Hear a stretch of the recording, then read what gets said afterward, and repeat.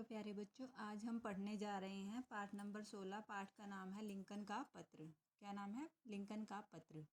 तो ये Abraham Lincoln कौन थे, इनके बारे में आज हम पढ़ेंगे। ठीक है, तो पाठ से पहले कुछ बातें हैं वो हम पढ़ लेते हैं।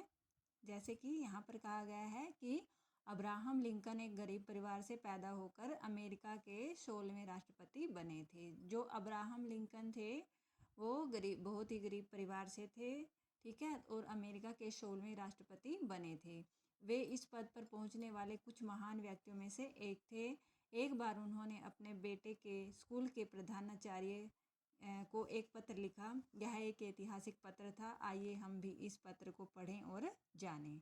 तो क्या लिखा इस पत्र में? अब्राहम लिंकन ने जब शुरू किया तो कहा कि आदरणीय प्रधानाचार्य जी, सभी व्यक्ति न्यायप्रिय होते हैं। न्यायप्रिय मतलब सभी का भला चाहने वाले, जो न्याय करते हैं सभी के साथ। ठीक है, सभी के साथ प्यार से पेश आते हैं, वो होते हैं न्यायप्रिय। तो सभी व्यक्ति जो होते हैं वो न्यायप्रिय नहीं होते और ना ही सभी सच बोलते हैं। यह बात तो मेरा बेटा कभी ना कभी सीख ही लेगा। मतलब कि जिस स्कूल में इनके बेटे पढ़ते हैं उनके प्रधानाचार्य को इन्होंने पत्र लिखा।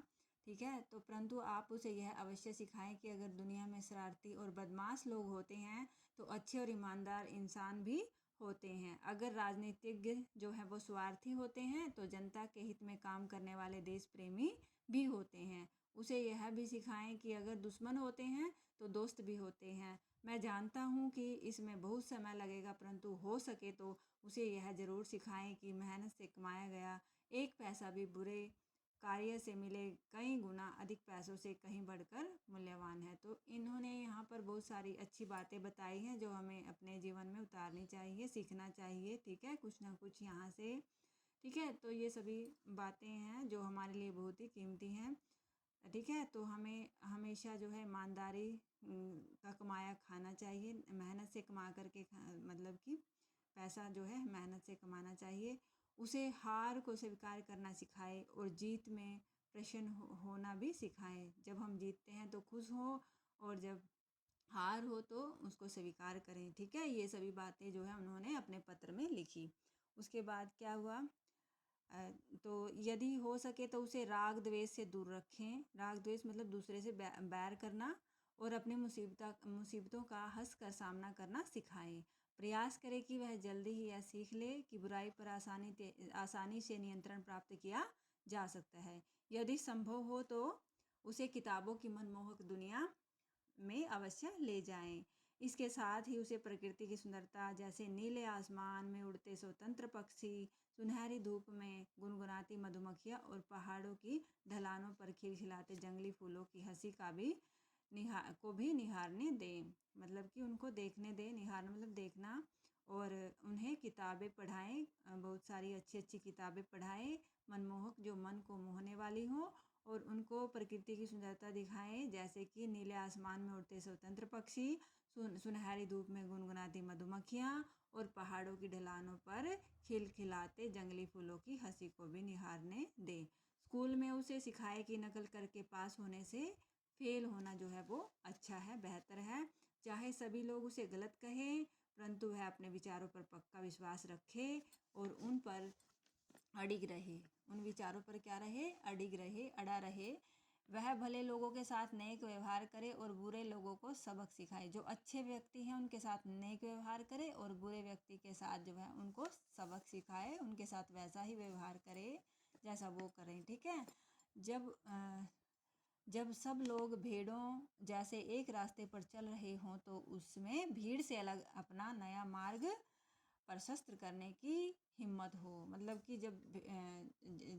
मतलब कि एक साइड जब सभी लोग जा रहे हैं उससे अलग चलने का जो है उसमें हिम्मत हो, ये सब भी सिखाएं। तो ये सभी बातें कौन सिखाएंगे? प्रधानाचार्य जी सिखाएंगे। किसको? अब्राहम लिंकन के बेटे को। ठीक है, तो अब्राहम लिंकन ने ये सभी बातें जो है यहाँ पर लिखी हैं। उसे सिखाएं कि वह प्रत्येक की बात को धैर्यपूर्वक सुने, फिर उसे सत्य की कसौटी पर कसे और उसमें से केवल अच्छाई को ही ग्रहण करें। ये सभी बातें जो हैं प्रधानाचार्य जी ने अब्राहम लिंकन के बेटे को सिखानी है। यदि संभव हो तो उसे दुख में भी मुस्कुराते रहने की सीख दें उसे समझाएं कि अगर रोना भी पड़े तो उसमें कोई शर्म की बात नहीं है। वह आलोचकों को अनदेखा करे और चापलूस लोगों से सावधान रहे। ठीक है, जो आलोचक हैं, जो हमारी बुराई करते हैं, उनको अनदेखा करे और चापलूस लोग जो है इधर की उधर मतलब कि लगाते हैं, उनसे सावधान रहे। वह अपने शरीर की शक्ति और क्षमता के बल पर भरपूर कमाई करे, परंतु अपनी आत्मा और अपने ईमान को कभी ना बेचे। उसमें शक्ति होनी चाहिए कि चिल्लाती भीड़ के सामने भी खड़ा होकर अपने अधिकार के लिए जूझता रहे। आप उसे तसल्ली से सिखाएं, परंतु बहुत अधिक लाड प्यार से उसे बिगाड़े नहीं। उसे सदैव ऐसी शिक्षा दें कि मानव जाति पर उसकी असीम श्रद्धा बनी रहे। मैंने अपने पत्र में बहुत कुछ लिखा है, देखें इसमें से क्या क्या करना संभव है। वैसे मेरा बेटा एक बहुत ही प्यारा और ईमानदार लड़का है, अब्राहम लिंकन जी ने ये कहा। ठीक है, उसके बाद भव दिए अब्राहम लिंकन, आपका अब्राहम लिंकन। ठीक है, तो अब हम करते हैं, ये हुआ पाठ कंप्लीट। तो इसमें हमने बहुत सारी बातें सीखी। ठीक है, बहुत सारी अच्छी अच्छी बातें जो है अब्राहम लिंकन ने प्रधानाचार्य जी को कही कि मेरे बेटे को सिखाएं। ठीक है, अब हम करते हैं शब्दार्थ। शब्दार्थ में क्या है, सबसे पहले है आदरणीय। आदरणीय होता है आदर योग्य। क्या होता है, आदर योग्य। प्रधानाचार्य, प्रधानाचार्य होता है प्रधान आचार्य या फिर मुख्य शिक्षक। ठीक है, उसके बाद है न्यायप्रिय, न्याय को पसंद करने वाला, जो न्याय सच्चाई को पसंद करे। ठीक है, उसके बाद है राजनीतिज्ञ, राजनीति का ज्ञान रखने वाला। दुश्मन, शत्रु। ठीक है, मेहनत, परिश्रम। मूल्यवान, कीमती। मनमोहक, मन मोहने वाली। फेल, असफल। बेहतर, अधिक अच्छा। बुरे लोग, गलत लोग। जूझना, संघर्ष करना। असीम, असीमित। ठीक है, ये हो गए हमारे शब्दार्थ।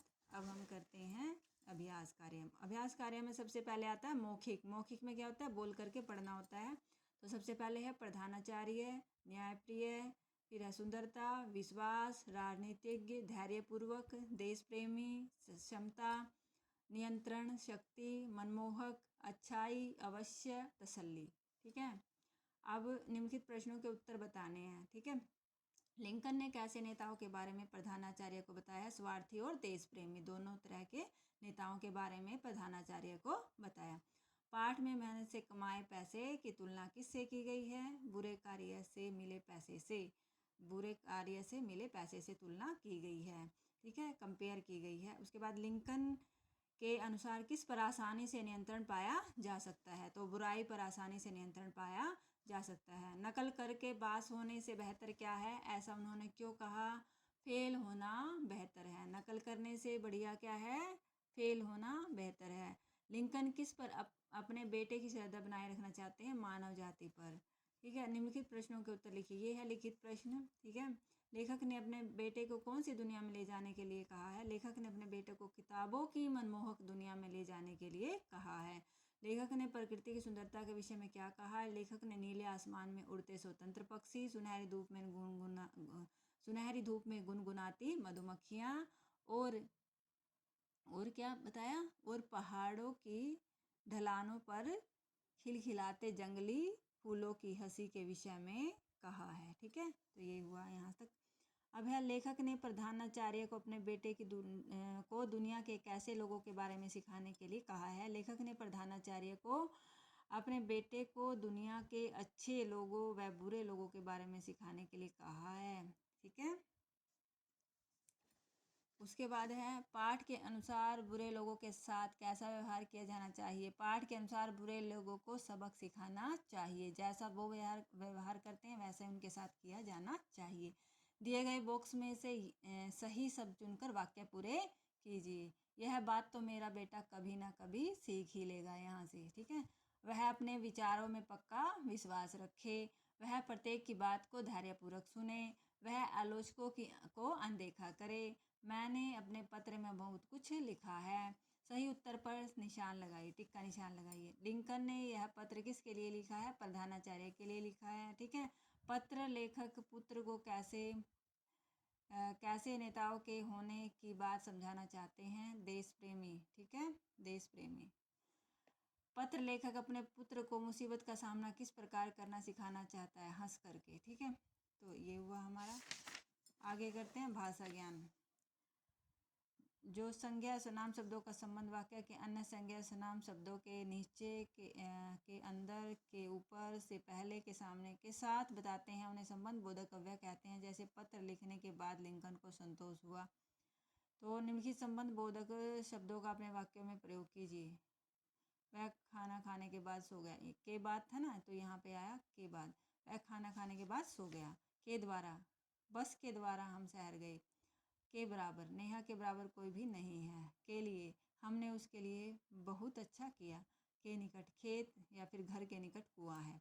निम्नलिखित प्रत्ययों का प्रयोग करके नए शब्द बनाइए। ईला से क्या प्रत्यय कहाँ लगते हैं? पीछे मतलब पीछे लगते हैं। जैसे शर्म, शर्म के पीछे क्या लगा? ईला, तो क्या बना? शर्मिला। ठीक है।